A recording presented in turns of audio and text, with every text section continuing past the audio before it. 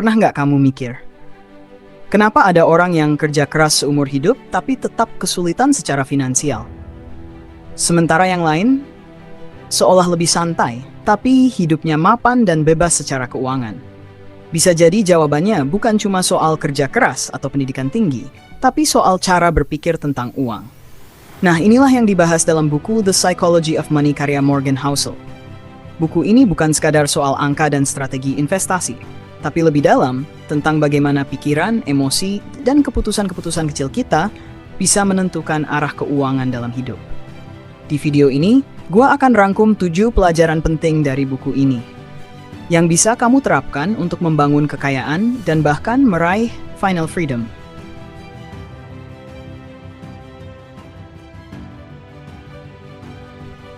Pelajaran pertama yang bikin kita mikir ulang adalah ini.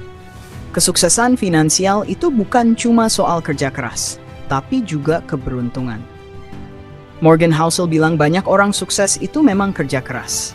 Tapi jangan lupa, mereka juga berada di tempat yang tepat, pada waktu yang tepat. Mereka punya akses, peluang, atau lingkungan yang mendukung. Dan ini bukan buat meremehkan kerja keras, tapi untuk membuat kita lebih rendah hati dan tidak gampang menghakimi kegagalan orang lain. Keberuntungan dan risiko, tulis Housel, adalah bukti bahwa hasil dalam hidup seringkali dipengaruhi oleh faktor di luar kendali kita.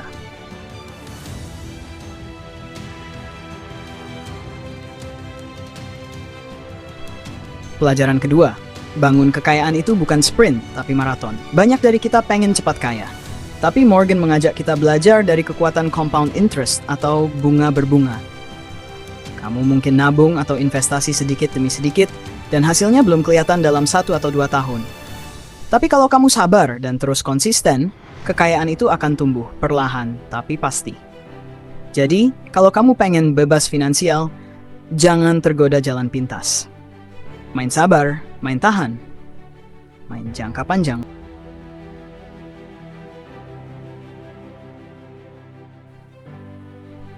Dua pelajaran ini baru permulaan. Masih ada 5 insight penting lainnya yang akan bantu kamu membentuk mindset finansial yang sehat dan realistis. Kalau kamu suka pembahasan seperti ini, jangan lupa like, subscribe, dan nyalakan loncengnya. Karena di video selanjutnya, kita akan lanjut ke pelajaran ketiga, keempat, sampai ke-7 dari buku The Psychology of Money. Dan ingat, cara kamu berpikir tentang uang lebih penting dari berapa banyak uang yang kamu punya hari ini.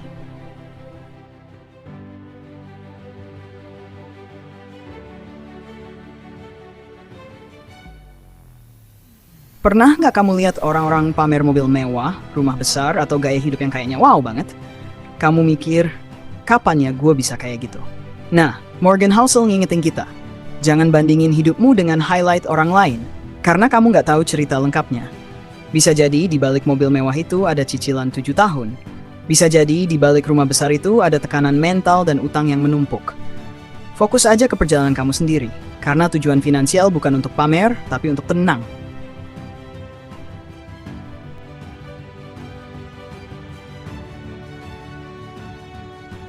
Ini penting, kaya itu tidak selalu kelihatan. Orang kaya beneran mungkin nggak pakai jam tangan miliaran atau outfit dari ujung ke ujung bermerek. Mereka tahu nilai uang bukan buat gaya, tapi buat keamanan dan kebebasan. Sebaliknya, banyak orang terlihat kaya, padahal semua itu dibeli pakai utang. Morgan bilang, wealth is what you don't see. Kekayaan sejati itu yang nggak kamu pamerin, tapi kamu simpan. Yang bikin kamu tidur nyenyak, bukan stres tiap akhir bulan.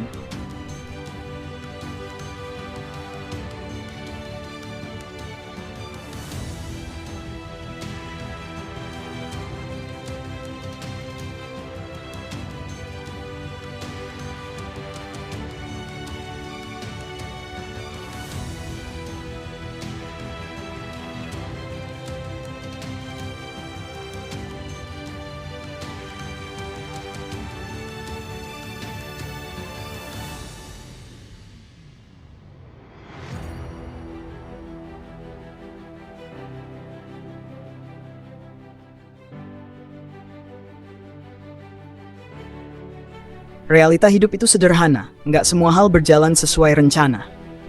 Morgan ngajarin pentingnya margin of safety, artinya selalu punya cadangan. Dalam keuangan, ini artinya punya dana darurat. Nggak investasi semua uang di satu tempat. Dan nggak nekat pakai seluruh tabungan buat satu peluang. Karena hidup penuh kejutan, dan kita harus siap saat badai datang. Dan akhirnya, pelajaran paling dalam dari semua ini. Uang itu bukan buat gengsi, bukan buat pamer, tapi buat kebebasan. Kebebasan untuk bilang enggak, kebebasan untuk kerja sesuai passion, bukan tekanan. Kebebasan untuk punya waktu buat keluarga, buat diri sendiri, buat hidup. Itulah esensi dari financial freedom yang sesungguhnya.